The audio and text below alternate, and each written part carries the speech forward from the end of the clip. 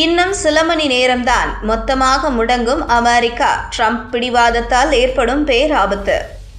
அமெரிக்காவில் எப்போதும் செலவினங்கள் தொடர்பான மசோதாக்களில் இருதரப்பு ஒப்புதலும் தேவை. சமீப காலமாகவே இந்த விவகாரத்தில் ஒருமித்த கருத்து ஏற்படுவதில் சிக்கல் நிலவி வருகிறது. இப்போதும் கூட மீண்டும் அதுபோன்ற ஒரு சூழல்தான் ஏற்பட்டுள்ளது. இதனால் இன்றிரவே அமெரிக்கா ஒட்டுமொத்தமாக ஷட் டவுன் ஆகும் சூழல் ஏற்படலாம். அமெரிக்காவில் எப்போதும் செலவினங்கள் தொடர்பான முடிவுகளை அந்நாட்டு நாடாளுமன்றம் தான் எடுக்கும். இதற்கு இரு தரப்பும் ஒத்துழைப்பு அவசியமாக இருக்கும்.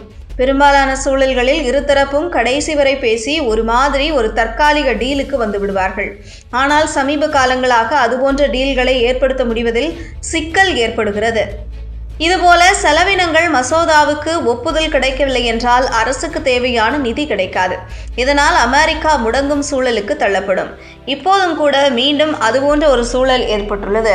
கடந்த முறை நிறைவேற்றப்பட்ட செலவினங்கள் குறித்த மசோதா இன்று செவ்வாய்க்கிழமை இரவுடன் முடிவடைகிறது. இதனால் இந்த விவகாரத்தில் ஒரு டீல் ஏற்பட வேண்டியது அவசியமாகும். இது தொடர்பாக நேற்று திங்கட்கிழமை அமெரிக்க அதிபரை சந்தித்து அங்குள்ள எதிர்க்கட்சியான ஜனநாயக கட்சியினர் ஆலோசனை நடத்தினர். இரு தரப்பும் நீண்ட நேரம் விவாதித்தன. இருப்பினும் அதில் சுமூக முடிவு எதுவும் ஏற்படவில்லை.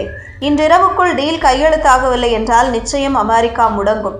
இந்த ஆலோசனை கூட்டத்திற்கு பிறகு செய்தியாளர்களிடம் பேசிய அமெரிக்க துணை அதிபர் JD வான்ஸ், எதிர்க்கட்சியினர் செய்வது சரியில்லை.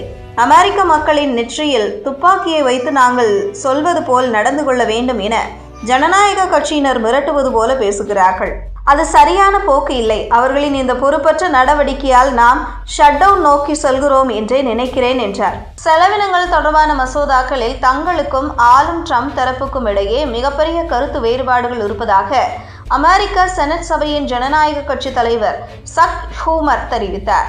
தற்போதைய சூழ்நிலை குறித்து எந்த ஒரு தரப்பும் நம்பிக்கை தரும் வார்த்தைகளை சொல்லவில்லை. தற்போது ட்ரம்ப் அரசு ஓவராக செலவு செய்து வரும் நிலையில் இதே செலவின நிலைகளை குறுகிய காலத்திற்கு நீட்டிக்க ட்ரம்ப் தரப்பு விரும்புகிறார்கள்.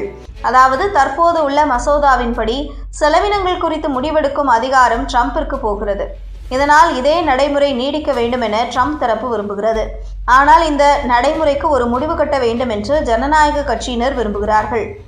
மறுபுறம் குறைந்த வருமானம் கொண்டோருக்கான ஹெல்த் இன்சூரன்ஸுகளுக்கு அமெரிக்க அரசு காப்பீட்டு மானியங்களை வழங்கும் நிலையில் அவை இந்த ஆண்டின் இறுதியில் காலாவதியாகின்றன. மறுபுறம் குறைந்த வருமானம் கொண்டோருக்கான ஹெல்த் இன்சூரன்ஸுகளுக்கு அமெரிக்க அரசு காப்பீட்டு மானியங்களை வழங்கும் நிலையில் அவை இந்த ஆண்டு இறுதியில் காலாவதியாகின்றன. அதை நீட்டிக்க வேண்டும் என்பதே ஜனநாயக கட்சியின் கோரிக்கையாக இருக்கிறது. ஆனால் ட்ரம்ப் தரப்பு அதை ஏற்க மறுக்கிறதா? இந்த இரண்டுமே பிரச்சனைக்கு பிரதான காரணமாக இருக்கிறது.